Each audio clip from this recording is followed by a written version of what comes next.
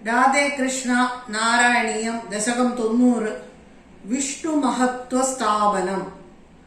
വൃഗഭൃഗുമുനി മോഹിനി അംബരീഷാദിവൃത്തേഷു അയി തവ ഹി മഹത്വം സർവസർവാധിജൈത്രം സ്ഥിതമിഹ പരമാത്മൻ നിഷ്കളാർവാകഭിന്നം കിമപി യതവ ഭാതം തദ്ദിരൂപം തവൈവ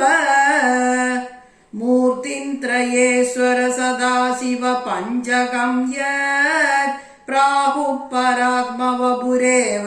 സദാശിവോസ്മിൻ തത്രേശ്വരസ്തു സവികുണ്ഡ പദസ്ത്വമേവ ത്രിത്വം പുനർഭജസി സത്യപദേ ത്രിഭാഗേ തത്രാഭി സാത്വികതനും തവ വിഷ്ണുമാഹുഃ ദാദാതു സത്വവിരലോ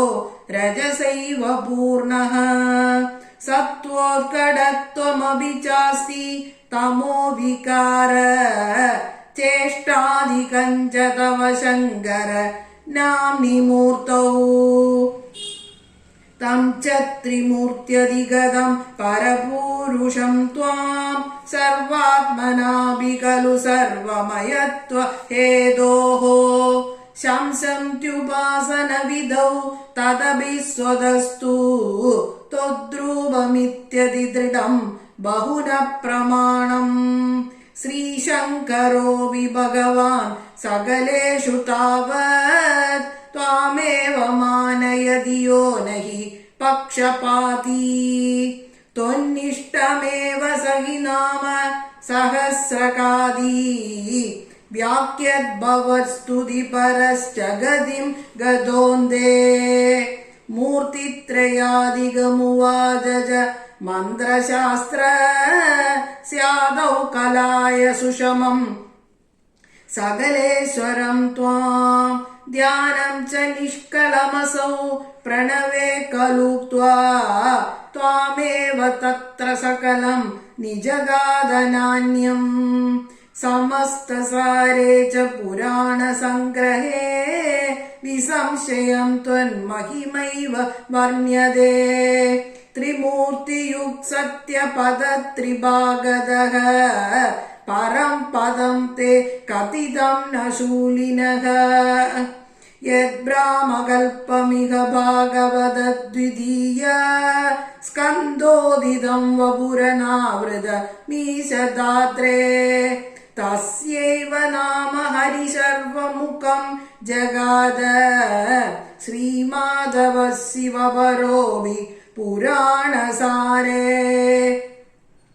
യേ സ്വപ്രകൃത്യനുഗുണാ ഗിരിശം ഭജന്തേ തേഷാം ഫലം ഹി ദൃഢയൈവ തദീയ ഭക്ത്യാ വ്യാസോ ഹി തേന കൃതവാനധികാരി ഹേതോഃ സ്കാന്ദാദികേഷു തവ ഹാനി വജോർധവാദൈഃ ഭൂതാർത്ഥകീർത്തിരനുവാദ വിരുദ്ധവാദൗ ത്രേതാർത്ഥവാദഗതയ ഖലു രോചനാർത്ഥാഃ സ്കാന്ദാദികേഷു ബഹവോത്ര വിരുദ്ധവാദാഃ ത്വത്താമസത്വപരിഭൂത്യുപ പശിക്ഷ്ണനാദ്യാഃ യത്കിഞ്ചിദപ്യവിദുഷാഭി വിഭോ മയോക്തം തന്മന്ത്രശാസ്ത്രവചനാദ്യപി ദൃഷ്ടമേവ വ്യാസോക്തിസാരമയ ഭാഗവതോ ഭഗീത ക്ലേശാൻ വിധൂയ കുരു ഭക്തി പരം പരാത്മൻ സർവത്ര ഗോവിന്ദനാമ സങ്കീർത്തനം ഗോവിന്ദ ഗോവിന്ദ ശ്രീ ഹരയേ നമഃ.